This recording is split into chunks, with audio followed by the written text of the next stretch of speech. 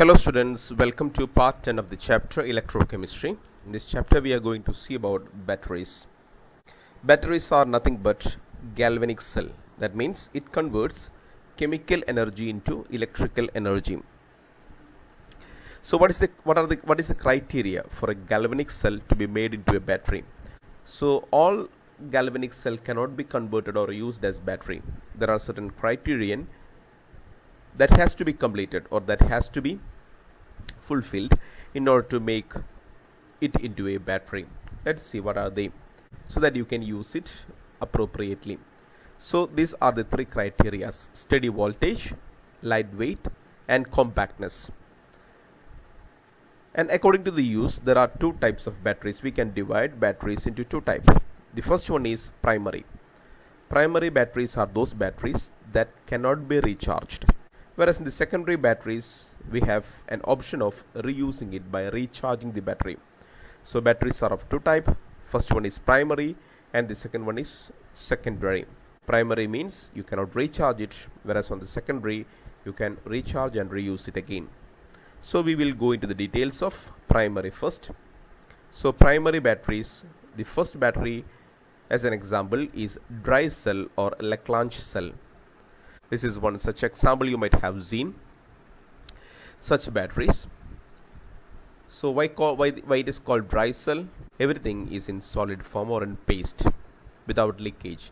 So hence, since it doesn't have any wet part inside it, it's called dry cell.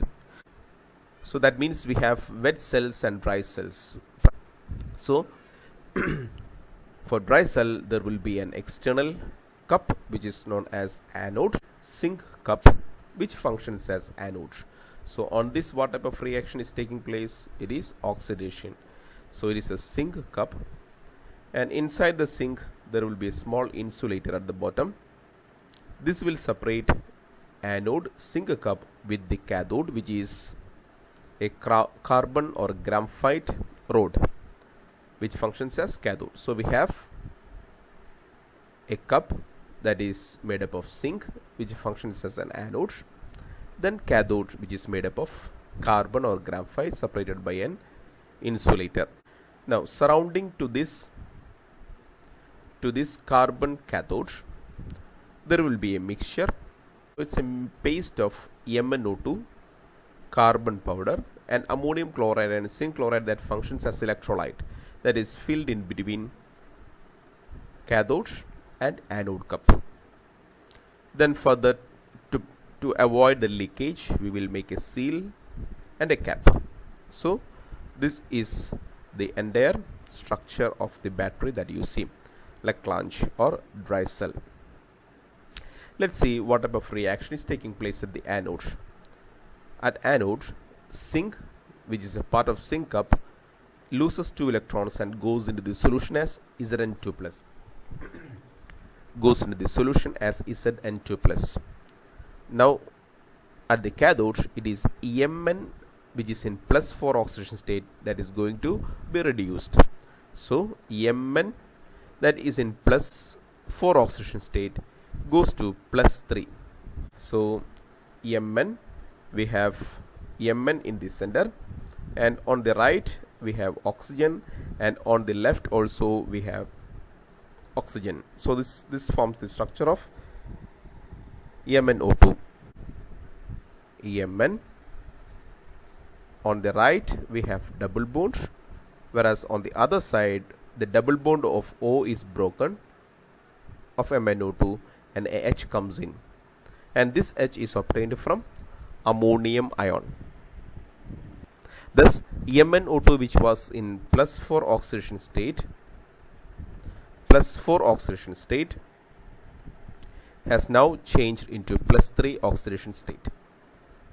Ammonium ion, on the other hand, allows Mn to accept electron by providing extra H+. Thereby ammonium ion get into ammonia. So again, we have at the anode, we have same reaction like Daniell cell, where Zn is oxidized to Zn2+, whereas at the cathode we have a +1 reduction, that is Mn4 plus is reduced to Mn3 plus. And for that reduction, MnO2 requires hydrogen. So in the electrolyte we had ammonium chloride, and the ammonium chloride provides hydrogen for that. So ammonium provides hydrogen, MnO2 takes that hydrogen with the help of electron, thus by reducing to plus 3 oxidation state. So it has reduced to plus 3 oxidation state, giving out ammonium. Now we have a problem that we have a type of gas inside the cell. Probably it might cause some leak for this. So the advantage of this cell is, once inside the cathode, when zinc is formed and when ammonia is formed, zinc is in its plus 2 oxidation state, ammonia is also formed. Zinc has an attraction towards ammonia to form a complex ion. So zinc formed at the anode, zinc 2 plus formed at the anode, and ammonia formed in the cathode will be in the electrolyte. These two will combine to form a complex. We will learn in chapter named coordination complexes about such compounds. So these compounds are special compounds in which there is a special type of sphere called coordination sphere. Details of this we will learn. How anyway, zinc 2 plus will attract ammonia and forms a complex. This prevents the evolution of ammonia inside, so that ammonia will stay inside the cell. You will not feel that ammoniacal smell from the battery once when you are using it. Now the potential, if you look into the potential of the cell, it constantly provides a potential of nearly 1.5 volt. Potential will be 1. So E cell is 1.5 volt. This potential will be constant. It is compact, of small size, and also it is of lighter weight, so you can use it very easily. So this is the very first primary battery that we have seen. It is called dry cell or Laclanche. So we have an anode zinc cup, then a cathode that is made up of carbon or graphite separated by an insulator, and in between cathode and anode there is a mixture of MnO2 and carbon. MnO2 serves as the oxidizing agent, and also we have electrolyte NH4Cl and ZnCl2. So in the solution or in the electrolyte we have also Zn2 plus. Also from the anode Z is forming Zn2 plus, whereas on the cathode Mn, which is in plus 4 oxidation state, which is oxide form, accepts one hydrogen and one electron, H plus, and sorry, not hydrogen, H plus and one electron, thereby reducing to MnOOH. In that process we have a byproduct, that is ammonia. Ammonia reacts with Zn2 plus from anode and also that is in the electrolyte mixture to give out a complex compound, tetraamine zingate. This is what we call tetraamine zinc. So tetraamine zinc is formed. This prevents the evolution of ammonia gas. A steady voltage of 1.5 volt is obtained from this cell. This cell is generally used in transistor and as well as in clocks. In our home you will be familiar with this type of cell. We generally use this type of cell in transistor as well as in clock. Next type of primary battery known as Mercury cell. You might be familiar this. Another name of this cell is button cell. So these cells are generally used in watches as well as in old model cameras and all. So this is another type of primary cell. If you take a cross section of this Mercury cell, you will see an image like this. If you cut this in the center and see the cross section of that cut, you will see something like this. We have a cup. In Laclanche it was anode, but in this case it is cathode. So it is cathode cup. One of the primary difference between that is we have a carrier cup. In the case of Laclanche it was anode, but here it is cathode cup. And just above the cathode cup is the cathode, that is a mixture of HgO, mercuric oxide, carbon paste. And above the cathode we have, so cathode cup and cathode, and above the cathode we have a separator that separates cathode and the anode lying above it. So the separator is electrolyte, mixture of zinc oxide and potassium hydroxide, and above the separator we have anode. So the function of separator is to provide electrolyte for the reaction, as well as a separator between cathode and anode. What is anode? Anode is nothing but zinc amalgam. So it is zinc amalgam, ZnHg.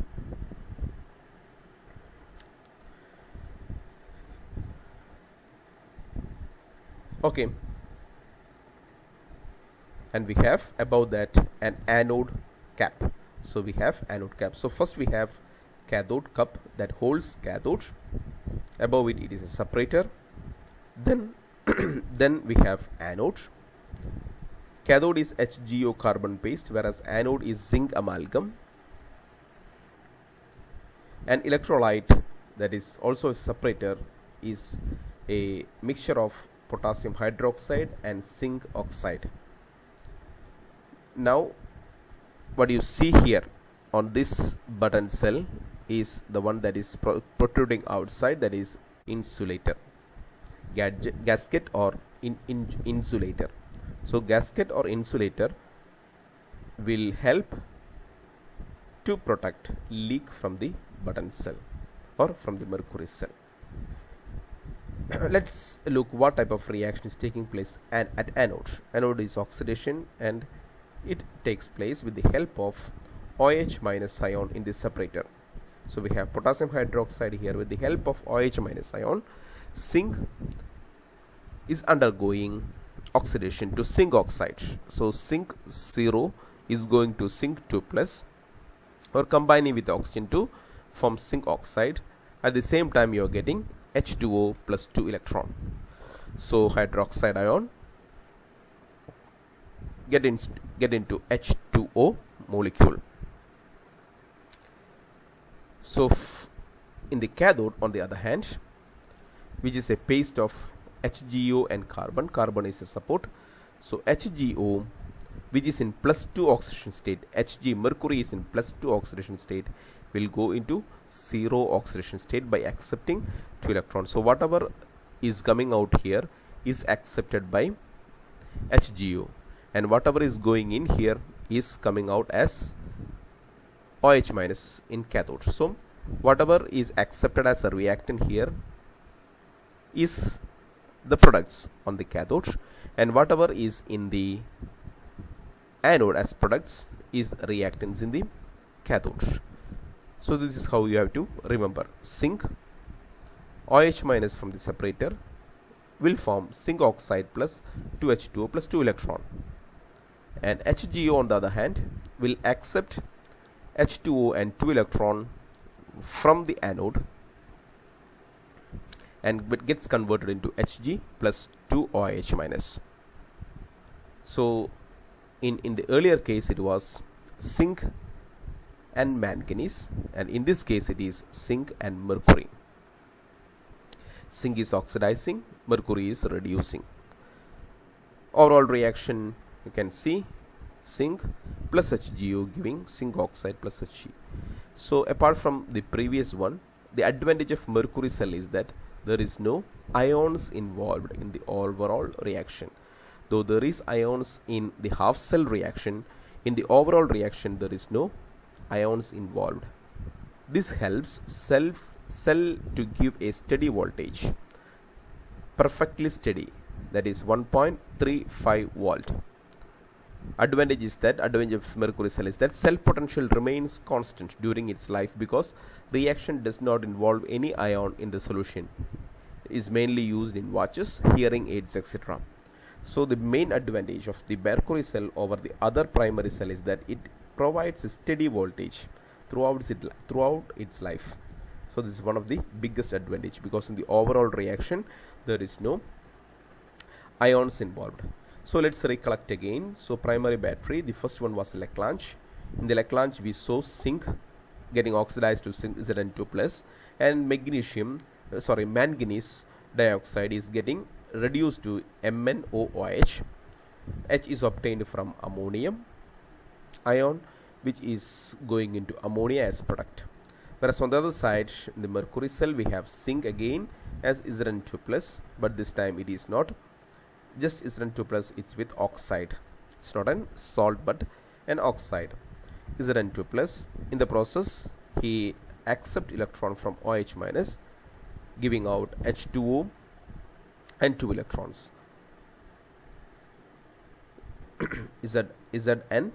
Zno and involved OH minus, which gives H2O and 2 electron.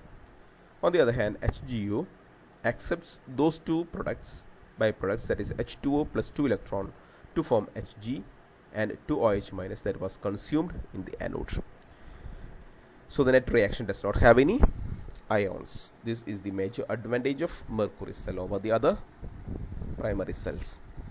Next is secondary battery. So what is secondary battery? That is nothing but rechargeable battery.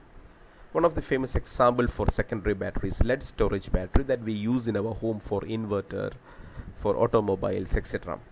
So it looks something like this. If you take an X-ray of this, you will see that there are 6 compartments in a long battery. Generally there are 6 compartments in a long battery. 1, 2, 3, 4, 5, 6.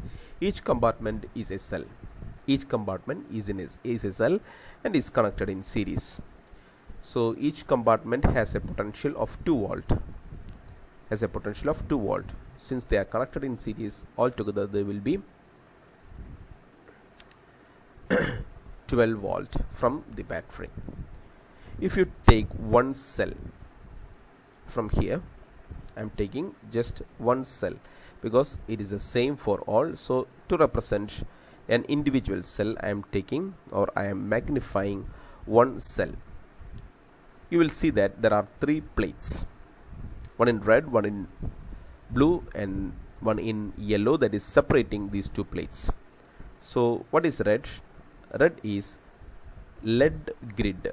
So lead Pb grid filled with PbO2, lead dioxide. What is the oxidation state of Pb here? It is in +4 oxygen state, because oxygen is in -2. We have 2 oxygen, so to compensate that we will have +4 oxidation state, which functions as cathode. So Pb is going to reduce here. So lead grid, this is a lead grid that is filled with PbO2. Then on the right, the blue part is the spongy lead. Spongy lead means is lead in its elemental form as metal. So spongy lead, which functions as an anode. So lead is in 0 oxidation state, and here lead is in +4 oxidation state. In 0 oxidation state it serves as anode, whereas in +4 oxidation state it serves as cathode. And we have a separator sheet that separates cathode and anode from contact. And the cell is filled with electrolyte, which is nothing but 38% H2SO4, which is a strong or concentrated acid. So when you are dealing with cells, never try to or be careful that the electrolyte will never spill out of the battery, because it is concentrated H2SO4. 38% H2SO4 is the electrolyte. Each cell, as I said, has a potential of 2 volt. There are 6 such cells, isn't it? 6 such cells. If you count, you will see that there are 6 such cells. So if each cell is providing 2 volt, total potential will be 12 volt. So altogether, a cell, lengthy cell, can provide a voltage of up to 12 volt. Now let us see what is the reaction taking place. So since it is a rechargeable battery, we can say that when you use it, it functions as a galvanic cell, whereas when you recharge it, it functions as a electrolytic cell. So when you're using it to works with some devices, then it is a galvanic cell. On the other hand, if you are recharging it, then it will be an electrolytic cell. Let's see the reaction. I am taking like this just one cell without this separator. I am just showing cathode and anode in the next slide like this. So we have cathode, which is in red color, and anode, which is in blue color.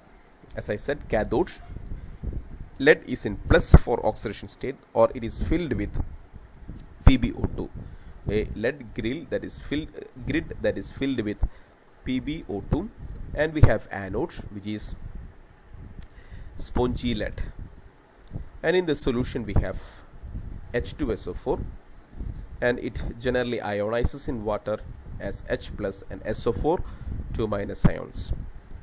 So once when you are connecting it to a circuit or connecting it to some electrical device, Pb will undergo oxidation.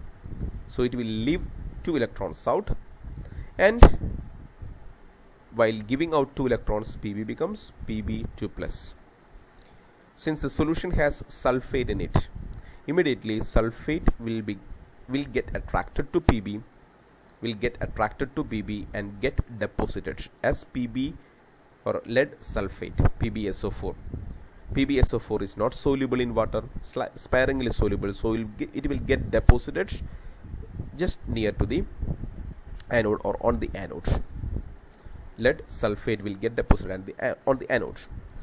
Now these 2 electrons that came out of Pb will travel through this external circuit. So if you connect some devices here, it starts working and it reaches at the end to the cathode. Here Pb is in plus for oxidation state. This Pb plus for oxidation state will receive these 2 electrons. So Pb is in plus for oxidation state. After receiving it, there will be a reduction to Pb2 plus again. Here also it is Pb2 plus, here also in Pb2 plus. Here Pb will lose 2 electron to Pb2 plus, whereas here Pb4 plus will accept 2 electron to Pb2 plus. Again the same procedure. Once seeing the Pb2 plus on the electrode, SO4 2 minus will get attracted and will form a complex or a precipitate of lead sulfate on the cathode.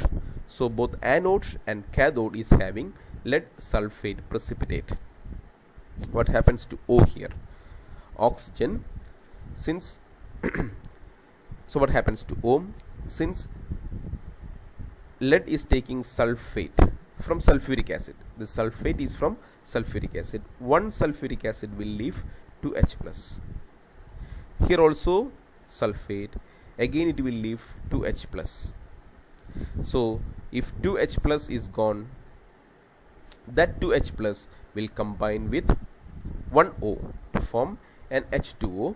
So lead sulfate is precipitating here. Remaining O, that means there are 2 O's. One O will go with 2H plus to form H2O, and the other O again the same way, and thus we have 2 water molecules inside it. So let's explain it again. At the anode, Pb will lose 2 electron and form Pb2 plus, and is attracted by sulfate and get deposited as insoluble lead sulfate.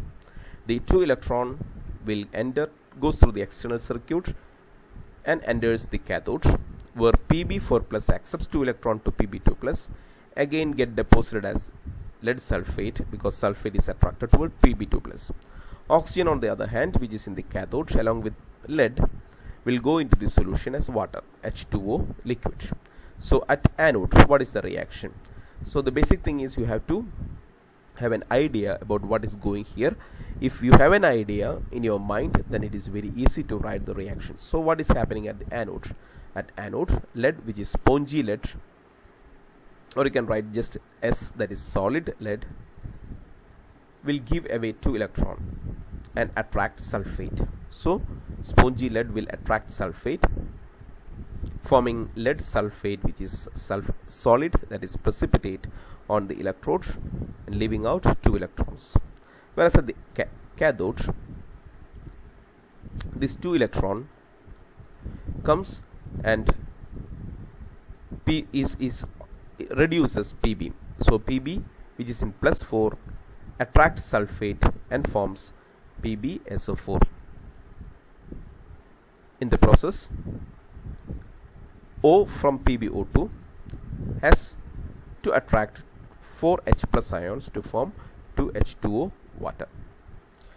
So this is the reaction happening at anode and at cathode. So overall reaction, if you write, add up all the reactants from both anode and cathode, and as well as product from anode and cathode. So Pb, PbO2, there are 2 sulfate and 4 H plus. So both of them will combine to form 2H2SO4. These two will combine to form 2H2SO4. You can also write it like that instead of writing separate ions. Then 2PbSO4 plus 2H2O. So I hope it is clear now. So we have Pb oxidizing to Pb2 plus. Why this has oxidized? Because we have sulfate here. So Pb plus SO4 2 minus, giving PbSO4, that is Pb plus 2 oxygen state plus 2 electrons. At the cathode, PbO2 is accepting the 2 electrons. Why it is accepting? Because by giving out Pb2 plus, it can accept SO4 2 minus. So we have Pb2 plus 2 electron, SO4 2 minus, and for this oxygen we have also 4H plus. You can see here PbO2 plus sulfate plus 4H plus 2 electron, giving out PbSO4 plus 2H2O. So these reactions you don't have to by heart. You don't have to by heart if you know the exact procedure that is given here in the slide as diagram. So if you know this, it is very easy to recollect the reaction also in a logical way, and we write the overall reaction. So as I said, this is discharging. That means when you are using battery, or battery is used to light up some device, to work some device, what happens for charging? So this is discharging, that we have already seen, spongy to PbSO4, and lead dioxide again to PbSO4, anode and cathode in this way, and the overall reaction. Charging, each reactions is happening in the opposite direction. So we have lead sulfate plus 2 oxidation state. It will accept electron. So charging means the reaction takes place in the opposite way. So you can see, if it accepts electron, then it is cathode. So while charging, cathode and anode interchanges, where the lead sulfate accepts 2 electrons and gives Pb again spongy and sulfate. So if you know this reaction, you just have to reverse all the reactions. At anode, it's again the reverse of this reaction, PbSO4 plus 2H2O, PbO2, from +2 it will go to +4 oxygen state, and it will leave sulfate into the solution, and it will leave 4H plus into the solution, and Pb takes this oxygen from here. So by that, it will work as anode because it is losing electrons. Overall reaction 2 is exactly reversal of the overall reaction while discharging. So charging and discharging are exactly opposite by reaction terms as well as in the case of cathode and anode. The secondary battery. Secondary battery we have in the NCERT syllabus is nickel-cadmium battery. Compared to the lead storage battery, it is having more efficiency or longer life, but is expensive. So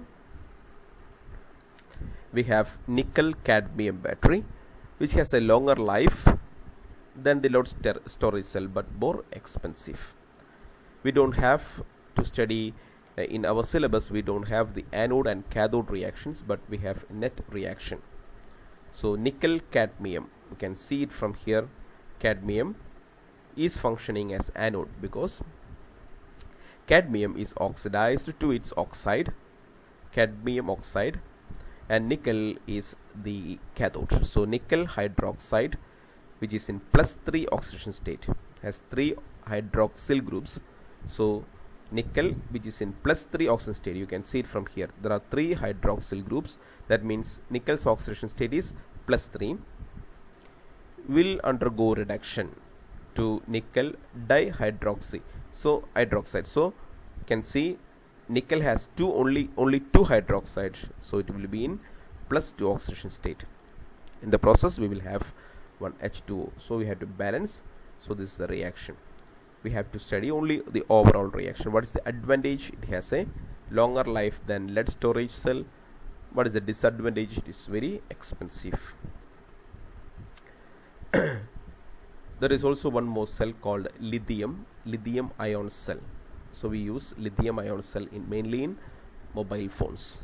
This we don't have that topic to cover here. So we have learned 2 types of secondary batteries. One is lead storage battery, where we use lead as cathode and lead 4+ as anode. While lead undergo oxidation, Pb4+ undergo reduction. In both cases we have lead sulfate that is depositing on the cathode and anode. 38% sulfuric acid provides as an electrolyte, and we have seen the reactions at cathode and anode, and the overall reaction also we saw how it is recharging. Similarly, in the nickel-cadmium battery, cadmium is undergoing oxidation, which is spontaneous, and nickel is undergoing reduction. This reaction too is reversed when it is recharging. So you have to study this reaction, which is a galvanic cell, whereas when it is under recharging, the reaction is reversed. Next special type of primary cell that we are going to learn is fuel cells. So this is a primary cell. We have finished 2 primary cells and we have finished 2 secondary cells. This is a third primary cell, which is called as, or a special primary cell, which is called as fuel cell. What is the peculiarity of this fuel cell? It is a primary cell, but here reactants, which we consider as fuel, is continuously fed. So we know that once we use a primary cell, reactants gets exhausted because reactants are getting converted into products. So in order to overcome that exhaustion, we are continuously feeding the cell with electrolyte, at the same time removing products continuously from the electrolyte. So you are adding reactants and removing products. This is what we call it as fuel cell. They are primary cells, but we are giving reactants as fuels and removing products from the battery as exhausted material. So spontaneous redox reaction in the fuel cell is happening. And what type of spontaneous redox reactions are happening in the fuel cell? There are different types of reactions that is used for the fuel cell. One of the type is combustion. Combustion means reaction with oxygen of hydrogen. What is combustion of hydrogen? H2 plus O2 giving H2O. This we know. 2H2 plus O2 giving 2H2O. So such a reaction is used for generating electricity in the fuel cells. Then combustion of methane, CH4 plus O2. Again we know carbon dioxide and water is produced. Methanol. So all these type of fuels, hydrogen, methane, methanol, is allowed to react or allowed to combustion, allowed to react with oxygen. So fuels, for example, in this case is hydrogen and oxygen. In this case is methane and oxygen. In this case is methanol and oxygen. It is continuously fed into the fuel cell. And the product in this case is water. In this space is carbon dioxide plus water. All these products are taken out. So this process is continuous. So the fuel cell continuously gives electricity. What is the advantage? Efficiency of the fuel cell is very, very high. We know that the thermal power plant, the efficiency is only 40%. So you spend 100 rupees, you will get energy for 40. Whereas in the case of fuel cells, efficiency is 70% compared to the amount of energy spent by the reactants in the fuel cell. 70% you will get back those energy in the form of electricity, whereas in the case of thermal power plant, 40% of energy is what you will get in the form of electricity. 60% will be wasted in the form of heat and other types of energies. So the other advantage because of that is fuel cells are pollution free. So we know that by combustion there is lot of unwanted carbon and nitrogen oxides are coming out, whereas in this case in fuel cells there is nothing like pollution there. That we will see with one example.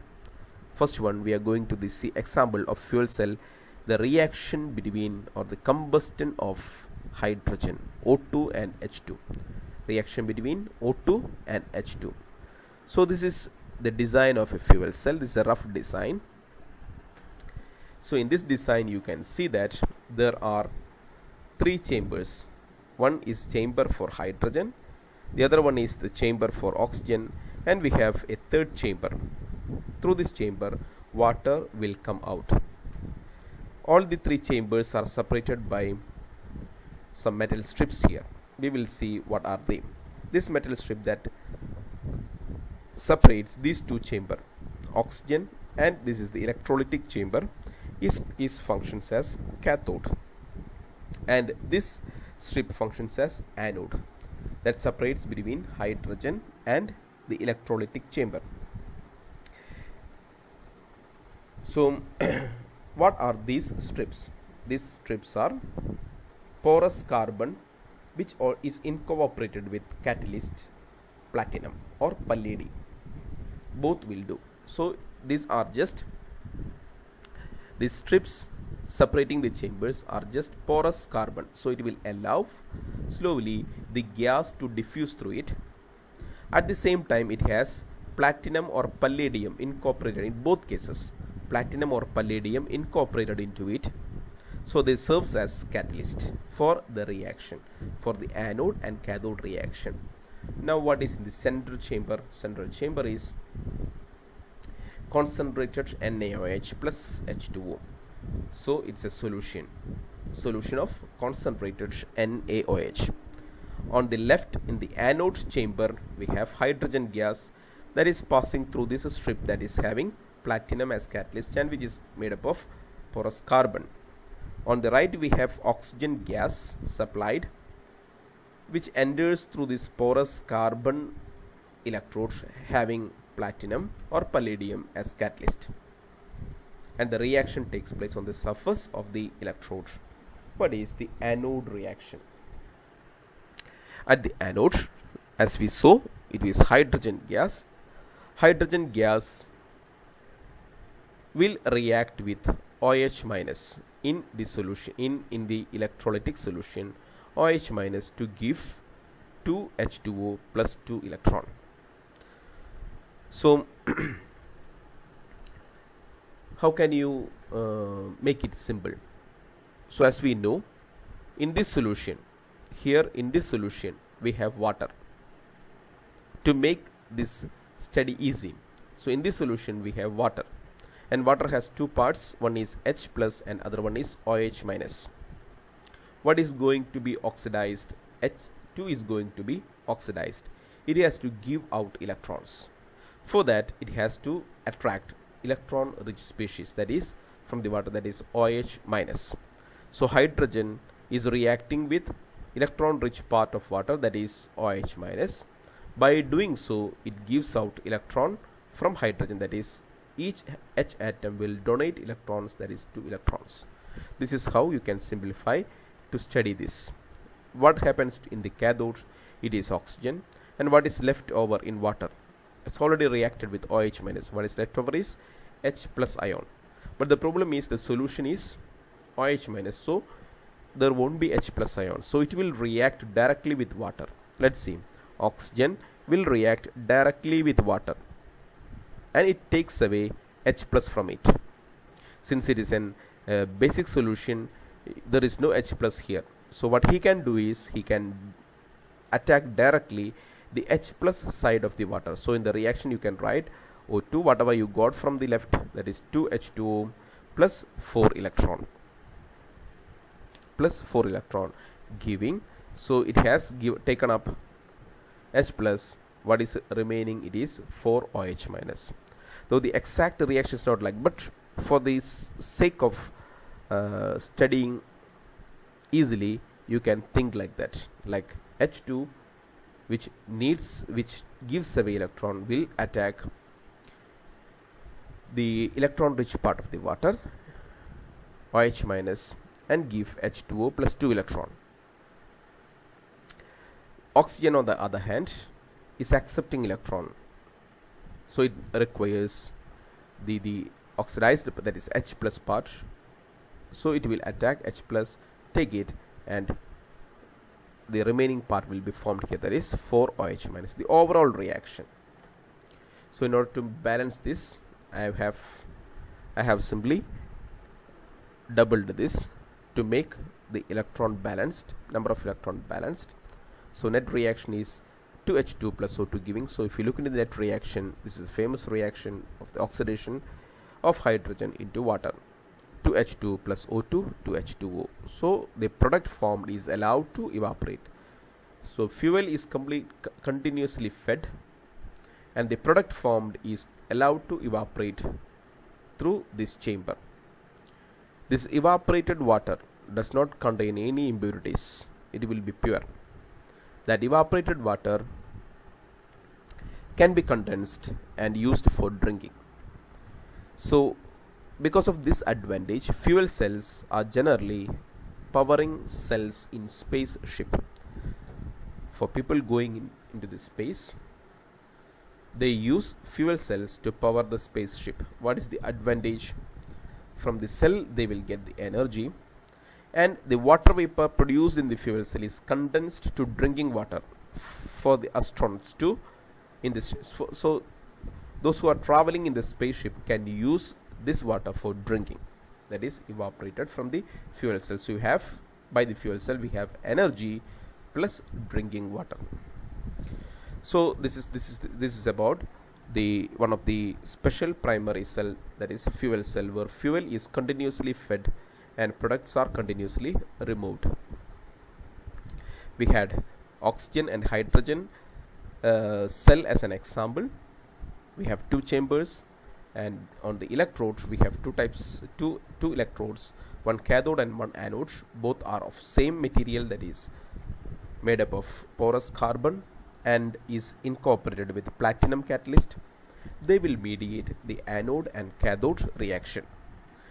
In anode, hydrogen attacks OH minus in the electrolyte and gives 4 electron plus 4H2O, whereas in the cathode it attacks the other part of the electrolyte, that is H2O, and gives OH minus, accepting 4 electrons gives. So whatever is consumed here, you will get it here. Whatever is formed here, you will get it here, take it here by oxygen. This is one way to study. Hydrogen reacts with 4 OH minus. If you just study this equation, it is easy to compare, because H2 plus 4 OH minus giving 4H2O plus 4 electron.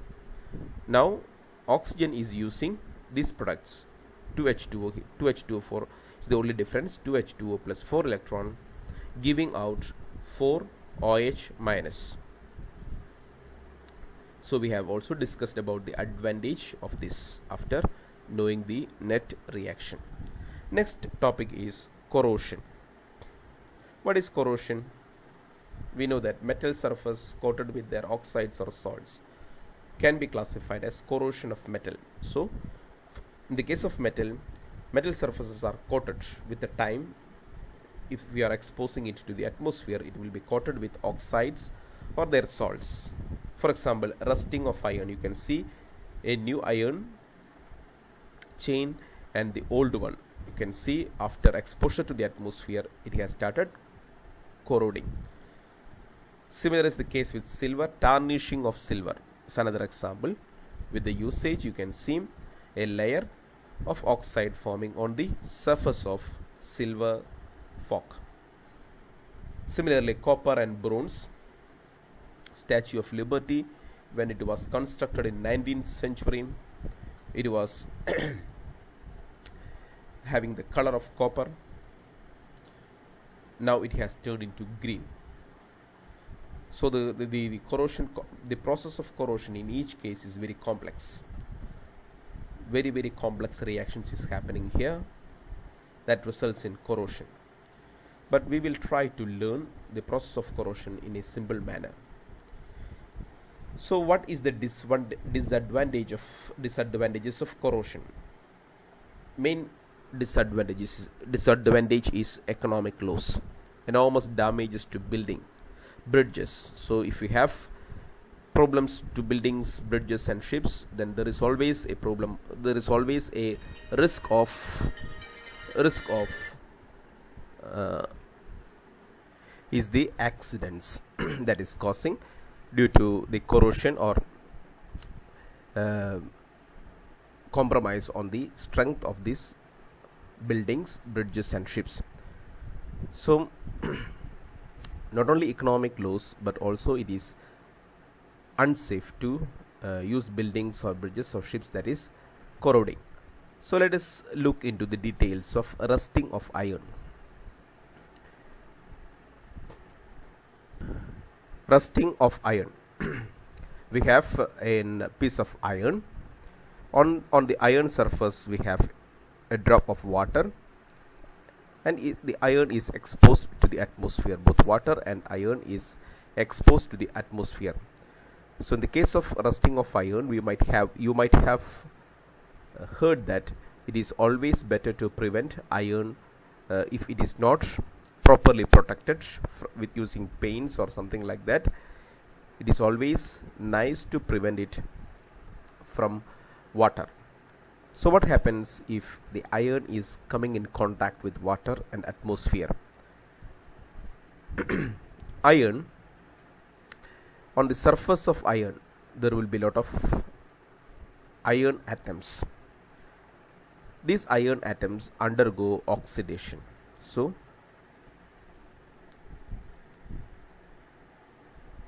iron undergo oxidation. When iron undergo oxidation, it loses electron. At the same time, Fe forms Fe2+. Let's see how. So Fe on the surface of the iron metal loses 2 Fe, loses 4 electrons. That means 2 Fe2+ will go into the solution. The stoichiometry 2 is added in order to demonstrate the complete reaction in the same slide. So if you are taking one atom of Fe, it will lose 2 electron, and the Fe2+, resulting Fe2+, will go into the solution or water, go into the water. Since it is 2 Fe, then there will be 4 electrons and 2 Fe2+, that is going on to the surface water. So this is the reaction. Since it is oxidation, iron surface reacts as an anode. 2 Fe giving 2 Fe2+ goes into the solution plus 4 electron. Now in the water, it is in contact with the atmosphere. An atmosphere has carbon dioxide gas inside it. So carbon dioxide gas enters or dissolves in water, giving carbonic acid. If it is 2 carbon dioxide, you will have 2 carbonic acid. Carbon dioxide combines with water molecule to give carbonic acid, and this carbonic acid will dissociate in water weakly to give 4 H+ ions. Not only these H+ ions, water can form different acids inside the water based on the salt it is having in the water. So just for an example, I am showing from atmosphere, carbon dioxide combines with water to form carbonic acid, and this carbonic acid will give 4H plus. So now we have from iron we have 4 electron, so it is oxidation. From carbon dioxide and water reaction we have 4H plus. Now in the atmosphere we also have oxygen. Oxygen undergoes reduction with the help of H plus and 4 electron. Let's see how. So oxygen undergoes, O2 undergoes reduction. How it is happening? So O2 from the atmosphere dissolves in water, and once when it is approached by H plus ions and 4 electron that is coming from iron, these three reactants, oxygen, 4H plus and 4 electron, will react to give water. So inside the water the amount of water increases. So we saw cathode reaction and anode reaction. In the cathode reaction, oxygen combines with 4H plus 4 electron that is coming from EFE to give 2H2O. So this is the cathode and anode reaction that is taking place on the surface of iron if it is having moisture on it. So first EFE is oxidized to Fe2 plus, leaving 4 electrons, and these electrons with the help of H plus that is present in the water formed from carbonic acid will react with O2 to give 2H2O. So we have anode reaction and cathode reaction, and the overall reaction, if you sum up, you will get that 2Fe plus O2 giving 4H plus 2 Fe2 plus 2H2O. So Fe giving Fe2 plus, easy to remember. The next one is oxygen combines with those electrons from anode plus 4H plus to give H2O. So H2O is the product of oxidation of oxygen, because from 0 it has gone to -2. For that it requires high H plus ions and electrons. This is how you can simplify this to study. Reaction taking place in rusting of iron. So this is the preliminary reaction. Now how is a rust formed? Rust is generally iron oxide. We don't have iron oxide here. So what is a rust? We have Fe2 plus in this solution. Now we can call this as a solution of Fe2 plus. This Fe2 plus will again react with atmospheric oxygen. React with atmospheric oxygen to form ferric oxide. So this ferrous ion, which is in +2 oxidation state, again undergo oxidation to give Fe3 plus ions. Fe3 plus ions, and this Fe2O3 formed will combine with water to get hydrated ferric oxide. So Fe2 plus with oxygen along with water reacts to give Fe2O3. Let's see that rusting of iron reaction. Fe2 plus in the solution will react with oxygen and water to give Fe2O3 plus it gives back the 4H plus ion. So Fe2 plus half O2 H2O give Fe2O3. This Fe2O3 when on forming hydration, X means its number is not fixed. It can form compounds with number of water molecules, and this is called the rust. Hydrated ferric oxide is called rust. So we have we have first the initial reaction that is responsible for the corrosion, that is Fe to Fe2 plus. This Fe2 plus will again combine with oxygen to give hydrated ferric oxide. So this is again the oxidation Fe2 plus to Fe3 plus. This is in +3 oxidation state. In that oxidation you will get rust on the surface. So when the anode reaction is this, cathode reaction takes place like this, where there will be an increase in the water molecule from the reaction. Now, since rusting of iron or any other corrosion always gives some type of losses and risks like accidents, it is always important to prevent the metal from corrosion. What are the methods to prevent metal corrosion? One such method is prevent the contact of metal surface with the atmosphere. You just prevent the metal surface with the contact of metal surface with the atmosphere. The other method is electrochemical method. So first we will look how to prevent the contact of metal surface with the atmosphere. First one, cover the metal surface with paint or bisphenol. This is the basic procedure we used to do at our home. That is, whenever you buy a metal thing, you just paint them or cover the metal surface with inert metals like tin, SN. So if you have some inert metals, you cover that inert metal with metal surface. Or the next is the method that you have learned in lower classes, that is galvanization. It is the process of applying a protective zinc coating. Instead of tin, you apply a coat of zinc over the metal. Why? Because zinc is reactive. So you coat over zinc over steel or iron, so the rusting is prevented. Why? Because zinc is a reactive metal and it will get eroded first before steel and iron erodes. The next method is electrochemical method. In the electrochemical method, again our metal is connected using a wire to another metal that is reactive, that is magnesium or zinc. So it will be the sacrificial electrode. What happens to this?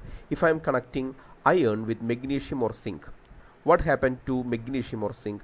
They are more reactive metals, so they will undergo oxidation. They are more reactive metals, so they will undergo oxidation.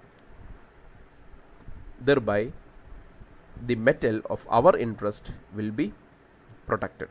So metal of our interest is connected to a sacrificial of another reactive metal. So it is called such a reactive metal who sacrifices for our metal of our interest is called sacrificial electrode. Magnesium and zinc is the sacrificial electrode. If I have a iron beam, if I want to protect that, I just connect using a wire that beam with zinc or magnesium. Automatically, even if there is some type of corrosion on our metal of interest, it will be transferred to magnesium and zinc using electrochemically by electrochemy. So this reactive metal will corrode by itself but saves our object. This is another application of the principle of electrochemical series. I hope you understood this chapter very well, and this is the end of the chapter Electrochemistry theory part.